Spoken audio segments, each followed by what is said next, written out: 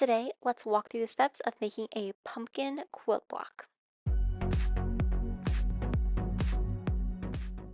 Welcome, I do sewing and DIY related content, and I have this pillow that I want to make a pumpkin pillowcase for, and I decided to turn it into a quilt block, and today we are going to be walking through you step by step of how to do that. Now, I specifically was looking for a skinnier pumpkin, and I found it was really hard to find quilt blocks available online for that, so I'm going to show you how I made mine. Now, first, you are going to need to have strips of fabric. I did mine in 1.5 by 9 inches long. You'll also want to have four 1 inch by 1 inch squares. So first, I'm just going to be laying the squares with right sides together onto the bottom corner. So you can see here, I'm putting in the bottom right hand corner, and then I'm going to put one in the upper right hand corner of one piece of that orange strip. Once I do this for one piece, I will then repeat this for a second strip, except I'm going to be doing it in the bottom left hand corner and then upper left hand corner as well. Now, one thing as you go through, I ended up doing 5 of those overall orange strips. Right here I only have 4, but I realized I wanted my pumpkin to be a little bit bigger, not as skinny as I originally had it. Once I have all 4 of those squares in place, I'm just going to be going through and marking a diagonal line across. This diagonal line is where I'm going to be sewing, so just sewing on that diagonal of the white, and this is going to give us a really nice effect so that we get almost more of like a curved pumpkin. It's going to give it a little bit of a shape instead of just being 4 orange strips with white. So just going to go through and sew up these 4 lines, and so I'm going to go to my sewing machine and just take that seam. Now, once I go through this at my sewing machine for all 4, you can see you just kind of like push one over and you see that we have this really nice patchwork effect. So now I'm just going to repeat this for each of those, and then once I have it done for all 4 strips, you can then press this out, but we are going to need to trim off some of that extra material. So I'm just leaving a 1/4 inch seam allowance and then just cutting off that extra fabric, and here's what our strips now look like. Now you can press this or you can finger press it at the moment, whichever is easiest for you. Now it is time for us to really build out that pumpkin. So one strip that has the white corners on it is going to be your left side, and then we're just going to be matching with right sides together one of the strips that we did not sew any of the white fabric onto. And then I'm just going to pin this long edge in place.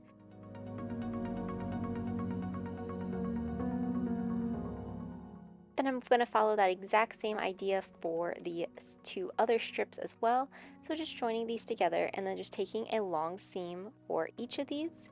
And then I'm doing a 1/4 inch seam allowance for this, so really just standard seaming when it comes to sewing for quilts. Then once I have this done for both of those, I can then take this down and we can begin the process of basically sewing all of these together again. I went ahead and then just matched these both with right sides together and took that middle seam too. As I mentioned, I did add a 5th strip in the middle. So what you're going to see when we bring this over to my iron is I just have all 5 of these pieces sewn together. And then this gives us our one big pumpkin shape. So almost like a big pumpkin rectangle if you will think about it that way. Now I'm just going to press all of this out so that it is nice and smooth, and you can see I have my 5 strips. The cat decided she wanted to participate as well, so we did have to take a small little break just for her to investigate everything. She sat right in front of the camera. But once we were able to get her to move out of the way, it's now time for us to really turn this into a pumpkin. So I cut out a 2 by 1.5 inch rectangle of brown fabric for the stem, and then I'm just going to be cutting out 2 by 2.5 inch rectangles of white to go on either side. This is going to give me that really nice kind of stem look that I'm able just to attach to the top of the pumpkin. Now, depending on what size pumpkin you did, basically you just want to have these white pieces of fabric be the equal sides for either side of your pumpkin, just so that you can get one nice rectangular shape. So as you can see, I'm just going through matching with right sides together, both those short edges with the brown edge, so that I can get one long rectangle. Once I have it all nice and pinned up, I then just went over to my sewing machine and took a 1/4 inch seam allowance again for both of those, and then I'm just going to be pressing this out so I get it nice and smooth.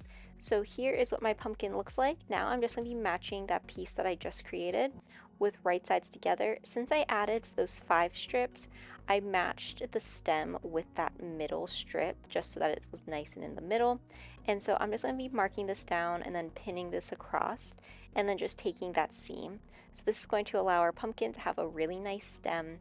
And basically at this point, once you sew that through, you could say that your quilt block is complete. So here is what my quilt block looks like. You can see we have a nice skinny little pumpkin. I absolutely love how it turned out. You could do so many different things with these though. You could make multiple of them, you could have different sizes and then just add a border in between them. Lots of different ways that you can use it. As I had mentioned, I want this to be a pillowcase covering, so you can see the cat is here as well. But now I just need to add a white border all the way around.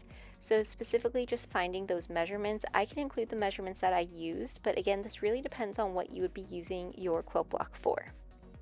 Now, in case you're interested, I will have all of the measurements linked in the description below. Basically, I just went through and needed to make this to be the size of a 11.5 by 15 inch form, so that's what the front of this pillow is. So I just added it both at the top and the bottom and then on the sides as well.